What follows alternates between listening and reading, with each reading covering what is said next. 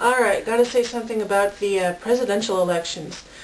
This may be a little bit late since a lot of the states have already voted for the primaries, and the Republicans have basically picked McCain as their candidate. Gotta say something about Ron Paul, though. Ron Paul is really a blowhard. I mean, seriously, I honestly don't think that he has ever matured to full adulthood. Let me back that up here. Like, he completely overreacts to people disagreeing with him. For example, in the debates, I could be, in the next room, not even paying attention to what's going on TV, but immediately you can recognize when Ron Paul comes up because he just starts screeching and yearning, and it's like he's gonna blow up if he doesn't get his way. And he sounds like a whining little child who isn't getting what he wants. And it's not the kind of person that you want with his finger on the button. And aside from personality issues, I mean, he doesn't believe that in the FBI. I mean, so I guess there should be no law enforcement arm of the federal government. Or maybe there should be no such thing as a federal crime. I don't know, whatever. So he doesn't believe in the CIA either, so supposedly we should not be gathering information about countries that want to kill us. I could go on and on. So he's just such a terrible representative for truly small government. Now, if we could have someone like Barack Obama with, someone with charisma and who really knows how to communicate and inspire people, but someone, who had the right ideas, I mean, that would be the perfect candidate. If Ron Paul were a much better person, it could have done wonders for the cause of small government, but since he's, this, tight-winded, little anxiety-ridden ball of fear, he's doing, the whole small government movement a tremendous disservice. I mean, if he were a better person, who knows what he would have been able to do for small government, but he isn't, and he's not, so there we go. So, anyway, moving on to Barack Obama, speaking of the devil. He and Hillary Clinton are basically, the same candidate. They have the same basic, philosophy of government. They're both collectivists. They're both altruists. Their basic strategy of, what they want to do with taxes, what they want to do with healthcare, they're basically the same thing. They quibble about their differences, but their differences aren't that significant. Given all that, I have to wonder why so many people are voting for Hillary. I mean, if you've got the same basic candidate, but one gives great speeches and, he is a great orator, you at least have that. But with Hillary Clinton, all you have is like this, I suppose, more irritating personality. So if it's about personality, and that's really the only thing dividing them, then Barack Obama should be farther in the lead. So, I'm thinking that people they must be duped into this idea that Hillary Clinton has all this experience. All she has is, being the wife of Bill Clinton.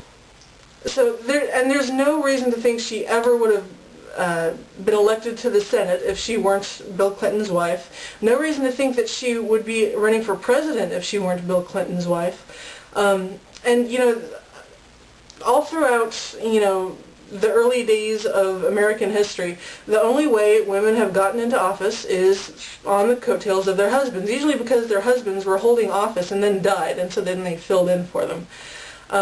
So I guess you have some kind of a parallel, Bill Clinton was booted out because of term limits, and, here she comes to save the day. Well, isn't that fantastic?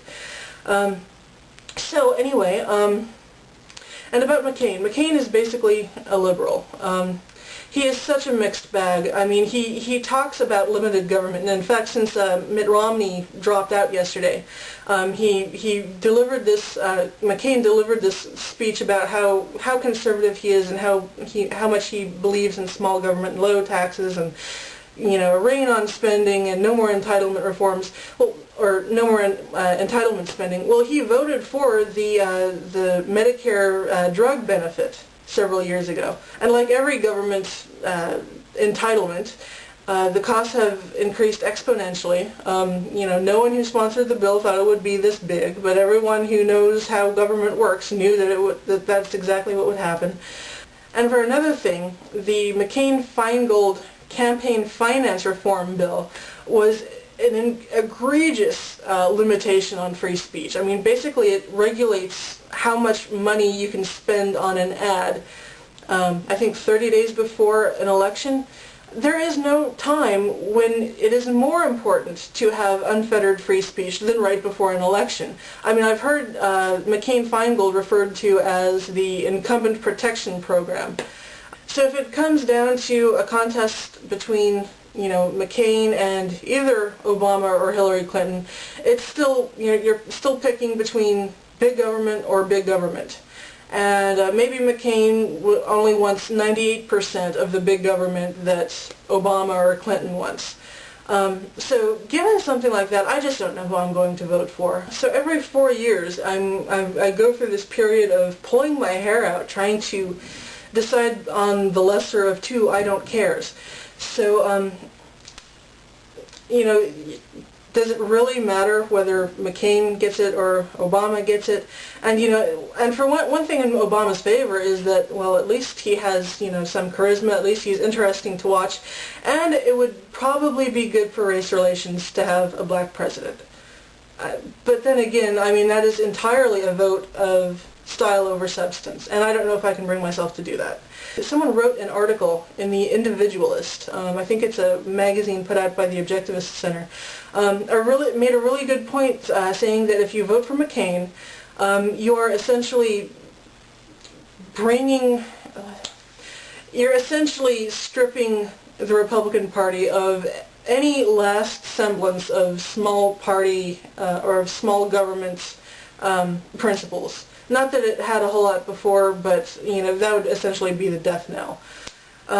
So what can you do? So who's going to be the lesser of two evils here? I really don't know. And every 4 years I'm tempted to just boycott the whole thing and say forget it. You guys do whatever you want, and I'll go try and focus on something else. But I never do. I always end up picking someone and voting for them. A while back I saw I think it was a bumper sticker that said, "Don't vote, it only encourages them."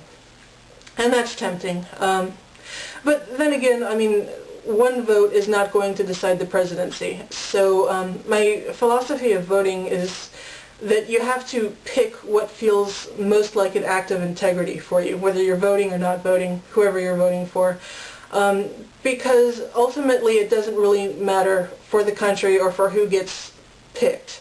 You just have to decide what the benefit to yourself and to your own character is in determining how and whether you vote.